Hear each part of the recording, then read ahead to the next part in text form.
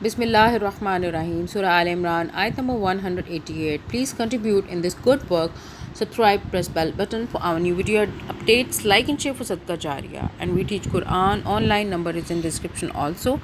Allah says, and never think that those who rejoice in what they have perpetrated and like to be praised for what they did not do, never think them to be in safety from the punishment, and for them is a painful punishment. अल्लाह ताला फरमाते हैं, तुम उन लोगों को अजाब से महफूज ना समझो जो अपने करतूतों पर खुश हैं और चाहते हैं कि ऐसे कामों की तारीफ़ उन्हें हासिल हो जो फिलवाक़े उन्होंने नहीं किए हैं।